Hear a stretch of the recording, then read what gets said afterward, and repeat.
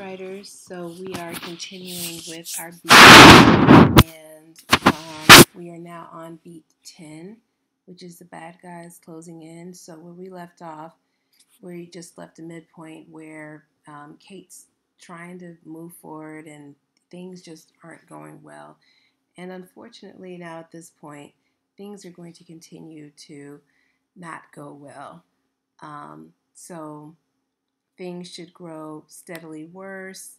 Doubt, jealousy, and fear regroup to defeat the character's goal. And this says after the victory at the midpoint, things grow worse.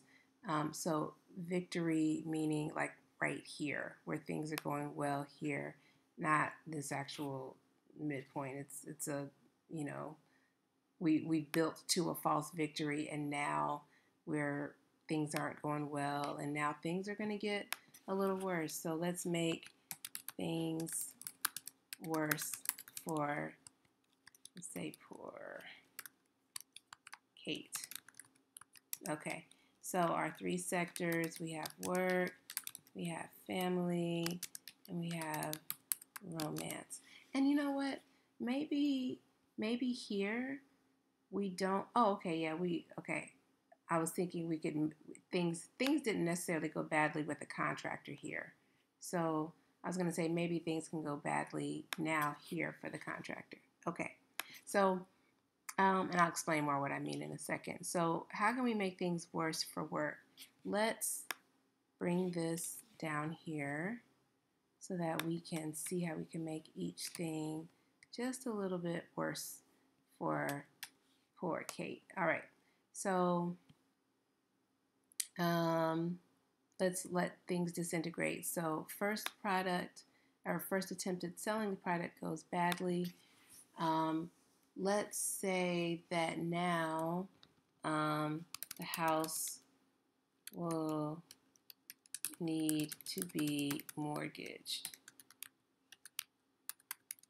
And she didn't realize that they were in such financial distress. So yeah, so it's even more. That ups the ante for the need for this product to work. Okay, or maybe they need to get it in front of somebody, whatever. But we just upped the ante there. We've raised the stakes some. So family, she gets into a screaming match with her son. Well, her daughter's been holding up well all this time. Maybe her daughter cries because she misses her dad, or she wants her family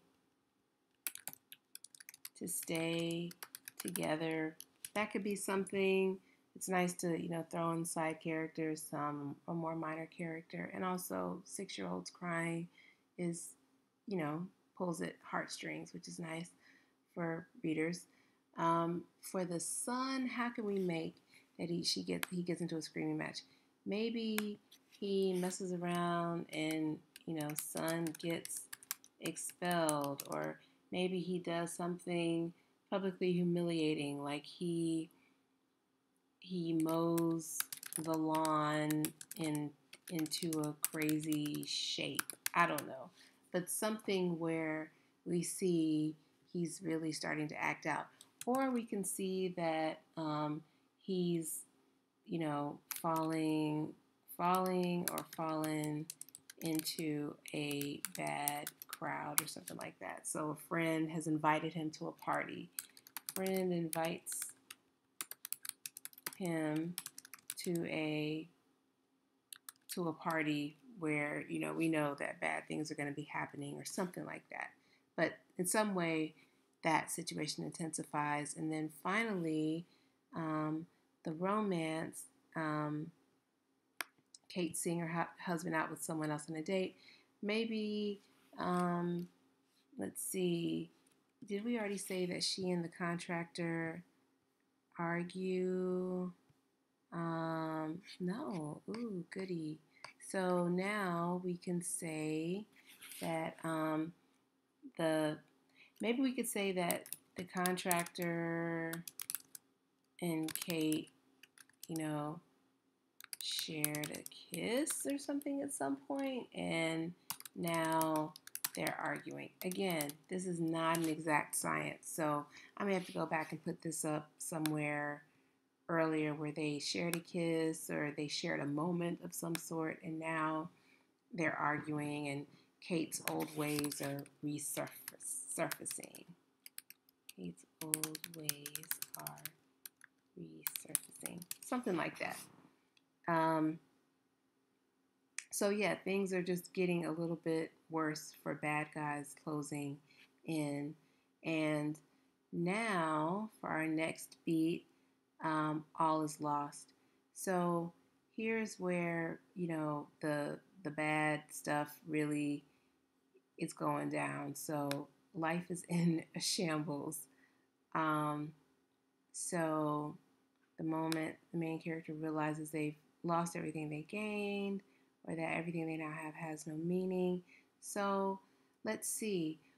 Out of these things, which is the most important? Is it work, family, or romance? And even though work is what got us into this, we know that family is what's most important here. So I think here that first of all, Kate um, Kate comes to terms with the fact that her marriage is over.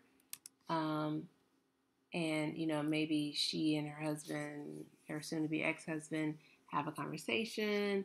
And, you know, to keep up with the comedy thing, maybe it could be where she, you know, says, I want to hate you, but, you know, I understand, something like that, where she comes to terms with the fact that her marriage is over.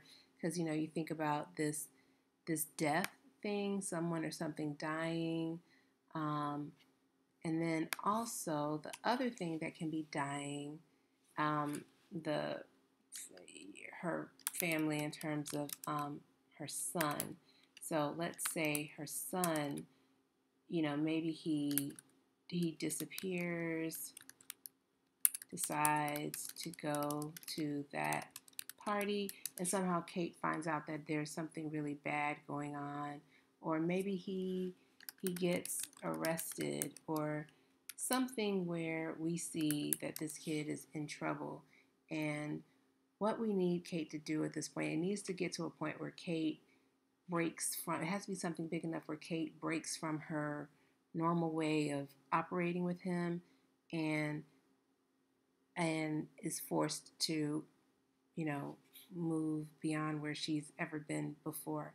And when all is lost, that is when you move beyond where you've ever been before. You're able to do things that you couldn't have been able to do, or you shouldn't be able to do, but you are now because you've been pushed there. So this is where, you know, death happens here, and the death of Kate, and the dark night of the soul, which is the last thing in Act 2, or the last beat in Act 2, where the hero considers how far he's come and all he's learned. Why is all this happening? Hits bottom, right? But you must fall completely before you can pick yourself up, right? So Kate's lowest moment, ooh, and it even comes in different color. I don't know why that happened, but great, because this to me is the climax scene. And this is where, you know, so I'm going to say Kate's, let's take that off, Kate's bottom,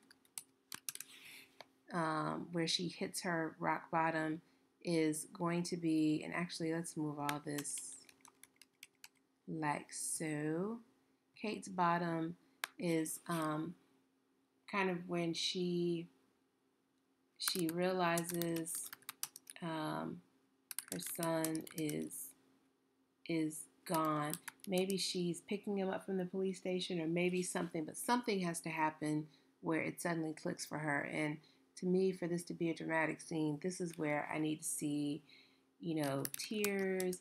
This is where, you know, maybe she's running down the street to him, running upstairs, maybe, you know, some kind of physical exertion to emphasize, you know, this is generally the scene where someone's running through the airport and, you know, they're screaming the person's name before they get on the plane, you know, that kind of thing.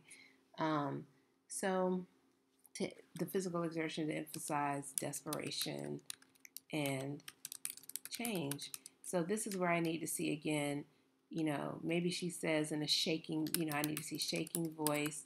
I need to see tears. I need to see real emotion. And maybe there's a line like, you know, that's my son you're talking to, you ass, or you idiot, or whatever. And Kate should look opposite too. I want to see her in sweats. I want to see her looking messy, because I want to see her real and where she doesn't care how she looks because this is more important to her. So, and then I also want to see all this from her son as well. So I want to see out this is the moment where, you know, you can go over the top and there's a, you know, there's an embrace that's, you know, that's full of emotion. And I don't know what that scene is or what, but I know it's going to be here. And so, yeah, that's where we are. So we're at the climax scene and we're at the highest drama of all scene, and hey, maybe the daughter's there too.